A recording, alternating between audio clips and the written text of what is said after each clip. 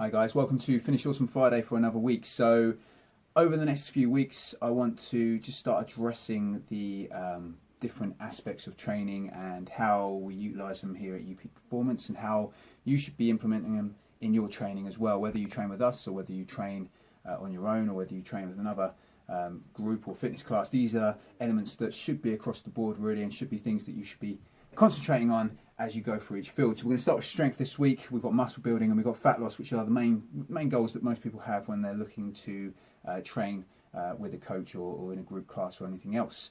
So today's strength, and we're going to look at how you manipulate strength for your particular goals. So when we're looking at strength, obviously we've got to look at different aspects of strength. Okay, there's two main goals when you're looking to get stronger. It's either to be to increase your absolute strength, okay, and your absolute strength is increasing strength no matter of body mass or anything else that increases as well. So just getting stronger, you know, full stop, putting plates on the bar. And then you have relative strength. Relative strength is more the goal that most people have, which is obviously getting stronger whilst not adding much more body weight, or even holding on to strength whilst losing body weight when they're going into a deficit or going into a fat loss phase. So first and foremost, absolute strength. So strength is everything. Obviously, that's the main focus of your goal. When you're looking to add absolute strength is normally when you're on bulking phases or mass phases, or you know, whatever you want to call them. Whether you're going into a sort of a strength or muscle cycle, if you do periodization, which you all should be doing, then the absolute strength is that element. It's that element of I want to put plates on the bar. I want to get as strong as I physically can in this, you know, 8 to 12. 24-week period, however long your period is going to be, where you're trying to add that mass and add that strength off season, and then your goal then is to obviously take that new strength you found and obviously maintain it when you then start losing weight again from there. So this stage is really important, just to put the plates on the bar from there. It's not great if you have body issues or body awareness. It's mainly for probably the people that benefit most from this is strong men who work in, you know, at the heaviest they can and lifting the most weight they can, obviously, and then powerlifters who are in the sort of weightlifters who are in the you know, the top end sort of heavyweight division, and don't have to necessarily hit a particular weight before they go into competition. They just obviously can get as big as and strong as they can. So it's not great for a lot of people that have body issues, generally speaking, to go into this sort of style of strength gain. It's better for them to go into the other terms of relative strength. So relative strength, you pick your goal in this one. Okay, so it's normally broken down into two categories. So you either want to keep increasing max lifts without adding any weight, okay, maintaining weight whilst adding weight to the plates. That's where most people would want to start when they're coming into training. Obviously, you don't want to be getting bigger. Normally, people have got quite you know, got body issues already and weight issues already. So getting, you know, improving their absolute strength is pretty worthless at this stage.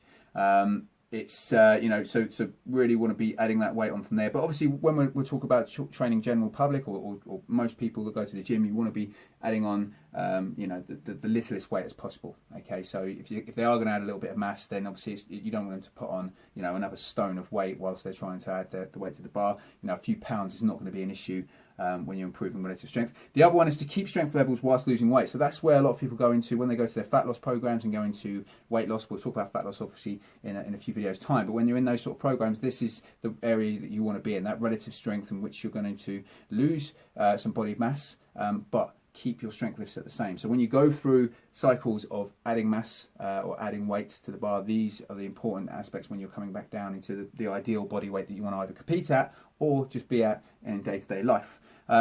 It's a longer and harder route, but it's much more rewarding in a sense, and it's much healthier and a much more realistic approach for most of the general population. If you are a competitive athlete, I mean, I've marked on here, if you speak to any competitive powerlifter or strongman that's had to get over, you know, 300 pounds plus to compete, to be the strongest they can be, they will tell you, you know, I've seen many of them talk about and read about them as well, telling you that they couldn't hold that level of body composition for life. You know, most of them needed you know, sleeping and the machines to help them breathe while they sleep. You know, they're eating constantly, you know, a load of crap. I mean, a lot of the West Side guys would often go across the road to you know, a lot of you know, burger bars and stuff like that, and have McDonald's breakfasts where they have like 3 or 4 you know, breakfast burgers just squeeze them all together, eat them with hash browns and everything else like that, just to put the weight on, just to get over that weight and just to compete at those heavy weights.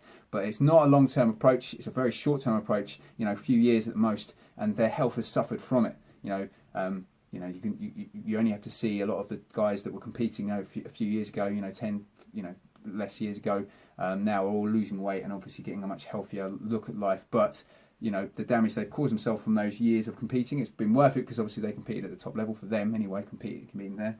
But it's not a healthy way to look at it. So it's always better to look at your relative strength and work over the long term.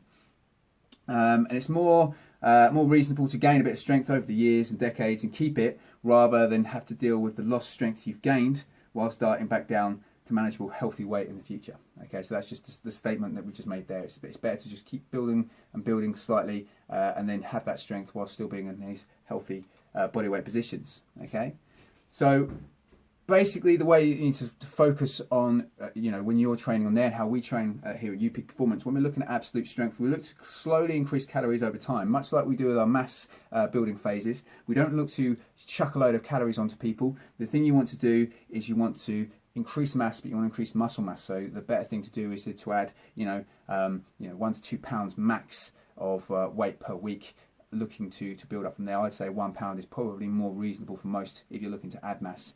Let's go up from there. 2 is, you know, if you're really trying to add some weight to yourself from there. But don't become the Michelin man trying to get that PR. It's important that you are looking to add absolute strength over time again. So if you've got to do like a 12-week training cycle where you're looking to add mass and add some size and strength, then obviously 8 weeks from there you're looking to, you know, add 5-10 kilos maybe at max on that lift, and then you can maintain and cycle it and go through from there. Don't try and, you know, eat everything that's not nailed down just to try and get that 5-10 kilo PR, because it's not worth it. You might as well just add a little bit of weight to get the same PR.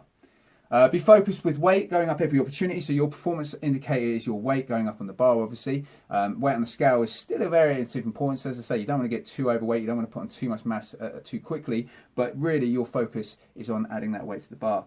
And you can work at higher volumes. So normally, you're working at the sort of optimal to higher volume marker on your strength lifts, rather than working on the other end. Because you're on that calorie surplus, you've got lots of food, so you're able to recover better and faster and hit those weights. For relative strength, you're looking to maintain calories or even lower them slightly over time, obviously. So your goal, if you're looking to lose weight, is to go into that calorie deficit.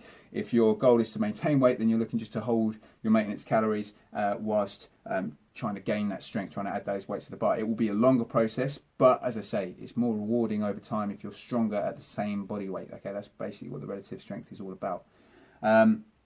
Your goal is to get stronger without adding body weight or keeping strength whilst losing it, obviously, as we just said there, and only work at lower to optimal volume levels on your strength work to compensate for the calorie deficit. So generally speaking, most of the time you want to be hitting the optimal volume. If you don't know what the optimal volume is, Prolipin's chart talks about lower, upper and sort of optimal volumes for strength building and strength work. Go and check that out. I will talk about that in the future, briefly from there, but that is basically what we're talking about when we're talking about optimal sort of levels. So for example, if you're working at say 80%, normally what you're looking at is I think it's 2 to 4 reps, and around 10 to 20 reps is your volume range you should be working to, with 15 being the optimal amount of volume. So that'd be like 3 sets of 5 at 80%, which works out with most programs that you'll do. So that's what you want to be doing, at working at that optimal volume to lower end. If you are obviously going on a cut and you're heading towards that lower end body weight, because it's going to be too much for your body to recover when you're in those lower calories.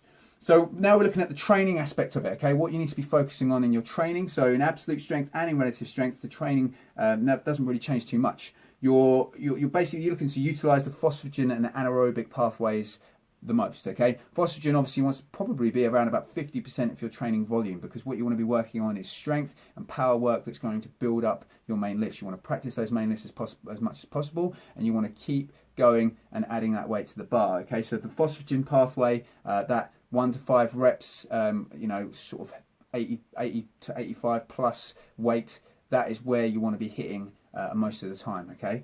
The anaerobic work, obviously, you want to be utilising that to go on and build some muscle mass, so you will be utilising that as well. You should keep aerobic work in there, though. I'm always a person that preaches balance and ensuring that you don't lose any capacity. Even when you're on a strength and mass gaining phase, your goal should be to keep your aerobic work there, to keep at least a maintenance level of that. I would say maximum of 25% of your training volume, your training work should be based around aerobic work. You could have less if you're going for a real mass phase, you know, drop it down to 20, 15, 10% if you want to, but you should keep at least one session every, 3 or 4 weeks that's basically aerobic work should be there at least. But I prefer to have at least one, 1 to 4 a month, working from there. So you work on that and how you feel and how you train, but that's how we would program it. Look to increase intensity over volume and density. So your goal here basically should be to add weight to that bar, okay? And you should be working, as I say, a lot of the time in the higher intensities, that 80 plus with your strength work. Utilizing power work as well, sort of in the 50 to 70% range for lots of sets, lower reps also will be good. But again, you want to keep that intensity increase going over time. You still want to increase volume, obviously, but it's not the most important aspect of your training. You've got your 3 main elements that you will manipulate most of the time: your intensity, your volume, or your density. For strength, it's really the intensity that you want to be manipulating the most to get to that end goal of getting that PR and getting that strength gain. Focus training towards eliminating weak muscles or movements. So the most important thing to do when you're looking at muscle building during strength phases or during phases where you're trying to get a particular lift up is actually looking at the muscle groups that are involved in that movement or utilizing movement patterns that obviously help enhance that movement pattern. So for example, if it's your squat, then you'll be looking at your upper back, your lower back, your abdominals, your quads, your hamstrings, making sure that they're being built and being stronger. Getting towards that goal of squatting more weight. Okay, if it's your chest, obviously for your bench, then obviously you're looking at your shoulders, your triceps, and your chest and your upper back to get those strong and get those built and to build up muscle towards there. So that's what your focus is during strength, training phases, and that's what you should be focusing towards. Okay, guys. So that is the presentation on strength. As I say, the 2 main elements you want to look at. You've got your relative strength, which is obviously to keep your strength whilst losing body weight or maintaining body weight whilst gaining strength, and then you've got absolute, which is then just to add as much weight as you can to the bar, no matter how much body weight you add on there. Okay, so getting bigger and getting stronger compared to trying to hold body weight or even lose body weight whilst getting stronger.